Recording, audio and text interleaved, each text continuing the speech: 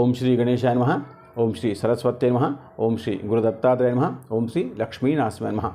2 April 2026 గురువారం నాటి దిన విశేషము మరియు పంచాంగము. దిన విశేషం ఏంటంటే ఈరోజు హనుమత్ విజయోత్సవము.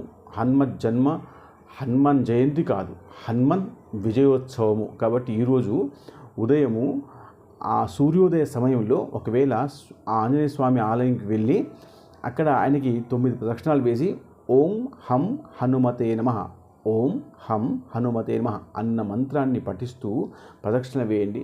కొంచెం సేపు సమయం కేటాయించండి. మీలో ఉన్నటువంటి చెడు బుద్ధులు, చెడు శక్తులు, చెడు విషయాలు అన్నీ కూడా వెళ్ళిపోతాయి. మంచి బుద్ధి, మంచి శరీర శక్తి ఇవన్నీ వస్తాయి. ఒకసారి చేసి చూడండి, ఖచ్చితంగా లాభం జరిగే అవకాశం ఉంది. శుభం.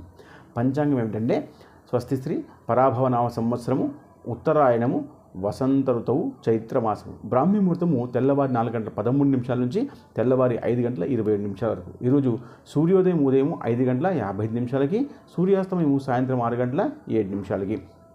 ఈరోజు తిథి పౌర్ణమి ఉదయం 6:35 వరకు. దాని తర్వాత మీకు పాఠ్యమే వస్తుంది. దాని తర్వాత నక్షత్రము ఇది హస్త నక్షత్రము, ఇది సాయంత్రం 4:39 వరకు. దాని తర్వాత చిత్తా నక్షత్రం వస్తుంది. దాని తర్వాత యోగము ఇది ధ్రువం యోగము. ఈ యోగము మీకు మధ్యాహ్నం 1:30 వరకు ఉంటుంది. దాని తర్వాత వ్యాఘ్యాతం అనేటువంటి యోగము వస్తుంది. తర్వాత కరణము ఇది భవకరణము, ఇది ఉదయం 6:30 వరకు ఉంటుంది. దాని తర్వాత మీకు బాలవ అనేటువంటి కరణము వస్తుంది. ఆ తర్వాత శుభ సమయం ఇది ఉదయము 8:58 నుంచి ఉదయము 9:58 వరకు ఈ యొక్క శుభ సమయం ఉంటుంది. ఆ తర్వాత మీకు విశేషంగా ఏంటంటే రాహుకాలం ఇది మధ్యాహ్నం 1:30 నుంచి మధ్యాహ్నం 3 గంటల వరకు ఉంటుంది. ఆ తర్వాత యమగండం ఇది ఉదయం 6 గంటల నుంచి ఉదయం 7:30 వరకు ఉంటుంది. దాని తర్వాత దుర్ముహూర్తం ఇది ఉదయం 9:59 నుంచి ఉదయం 10:48 వరకు ఉంటుంది. ఆ తర్వాత వర్జము ఇది రాత్రి 1:08 నుంచి రాత్రి 2:50 వరకు ఉంటుంది. దాని తర్వాత అమృత ఘడియలు ఇది పెద్దగా లేవు కాబట్టి